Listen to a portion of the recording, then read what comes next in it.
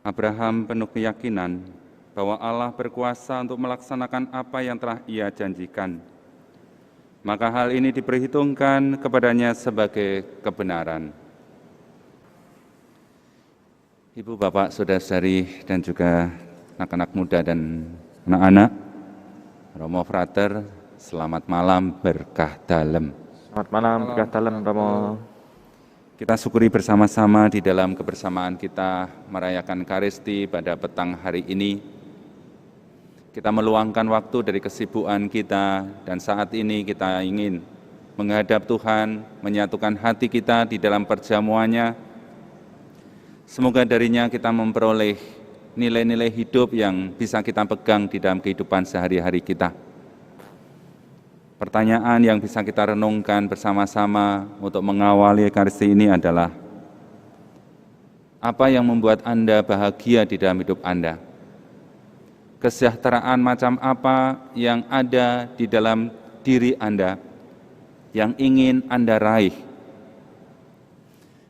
Dan semoga bacaan-bacaan yang nanti akan kita dengarkan bersama-sama membantu kita untuk membuat pilihan yang tepat.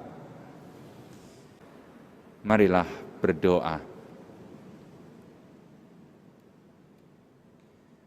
Allah Bapa sumber sukacita yang abadi, Engkau berjanji menganugerahi kami keselamatan melalui Putra-Mu, Yesus Kristus.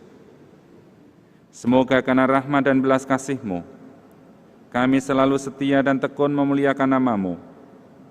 Dengan pengantaran Yesus Kristus, Putra-Mu Tuhan kami, yang bersama dengan Dikau dalam persatuan Roh Kudus, hidup dan berkuasa Allah sepanjang segala masa.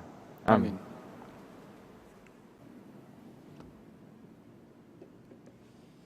Saudara-saudari yang terkasih, tadi dalam perjalanan pulang saya dari kampus menuju katedral ini, saya mendengarkan radio Gajah Mada. Dan dari host itu ada pertanyaan seperti ini. Kamu memilih mana? Orang yang tidak punya apa-apa tapi setia, atau orang yang punya apa-apa tapi tidak setia? Lalu orang yang ditanya itu bingung, apa ya? Dia nampaknya bingung. Sebenarnya pilih orang yang setia tetapi kok tidak punya apa-apa, tetapi mau milih orang yang punya apa-apa tapi kok tidak setia. Pada kesempatan ini saya tidak akan menjawab, mungkin Anda sendiri juga punya jawaban-jawaban atas pertanyaan-pertanyaan itu. Tetapi dari apa yang saya dengar tadi, kurang lebih saya bisa menangkap dari jawaban orang itu. Sebenarnya orang itu memang menghendaki bahwa dia butuh kekayaan, butuh uang, butuh materi, butuh harta di dalam hidupnya. Tetapi ia juga butuh yang lain, yakni butuh cinta yang memberikan kesetiaan pada dirinya, yang bisa membuat hatinya damai, yang bisa membuat hatinya tenang, yang bisa membuat bahagia. Uang bukan satu-satunya untuk bisa membuat dia bahagia. Kalau toh orang yang punya uang itu tidak setia. Tetapi juga dia merasa cinta saja kok rasanya juga enggak cukup kalau orang juga tidak berjuang untuk memenuhi kebutuhan-kebutuhan yang jasmani itu. Bacaan yang baru saja kita dengar kurang lebih juga mengisahkan mengenai pergulatan seseorang. Apa yang dibutuhkan di dalam hidup ini untuk hidupnya bisa bahagia, untuk hidupnya bisa sejahtera. Saudara-saudari yang terkasih, setidak-tidaknya di dalam refleksi saya, setiap orang itu membutuhkan 3 hal yang bisa membuat dirinya bisa mengalami kebahagiaan, kesejahteraan, atau kedamaian di dalam kehidupan mereka semua. Yang pertama tidak kita pungkiri, bahwa salah satu yang bisa membuat kita bahagia adalah terpenuhinya kebutuhan-kebutuhan dasar kita, kebutuhan-kebutuhan primer kita yang ditopang tentu juga dari kekayaan, dari uang, dari materi yang kita dapat. Bagaimanapun juga hidup ini kita butuh materi dan butuh uang. Hanya memang kita diingatkan, jangan sampai ketika kita memenuhi kebutuhan materi itu sampai mengorbankan nilai-nilai yang lain. Misalnya di dalam kisah tadi, ada orang yang bertengkar, ada orang yang konflik karena harta, karena warisan yang diberikan oleh orang tuanya. Mereka saling iri, dan dalam kehidupan sehari-hari pun banyak kita temui. Gara-gara warisan antara kakak dan adik bisa saling bertengkar, bisa saling berkelahi, bisa konflik, bisa diam-diaman, bahkan sampai tidak bertegur sapa.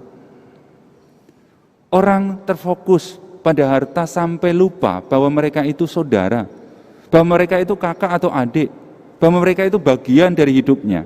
Sampai demi harta itu, kadang-kadang orang punya niat jahat pada orang yang sebenarnya menjadi bagian dari kehidupannya. Dan ada kisah-kisah seperti itu. Sekali lagi, uang kita butuh, tapi bukan satu-satunya kebutuhan untuk bisa membuat kita itu hidup bahagia, hidup sejahtera. Kebutuhan lain yang kita butuhkan adalah cinta sesama kita. Kita tidak bisa hidup sendiri, hidup kita selalu hidup di dalam relasi satu dengan yang lain. Maka adanya cinta dari sesama kita atau ketika kita juga mampu mencintai seseorang bisa membawa kita pada satu kebahagiaan. Kebutuhan batin kita terpenuhi karena kita bisa hidup saling berdamai, hidup saling memberi, hidup saling meneguhkan, hidup saling mendoakan, hidup saling bergandeng tangan. Dan ada keluarga-keluarga yang secara materi sebenarnya dia terbatas, tapi kehidupannya bahagia karena cinta itu ada di dalam keluarga itu. Oleh karena itu, jangan sampai cinta dikorbankan hanya karena materi. Saya yakin ketika cinta kita tumbuh, materi kita butuh tapi bukan satu-satunya. Dan yang ketiga, sebagaimana dikatakan di dalam bacaan pertama tadi oleh Santo Paulus, iman itu menyelamatkan. Maka sebagai orang beriman,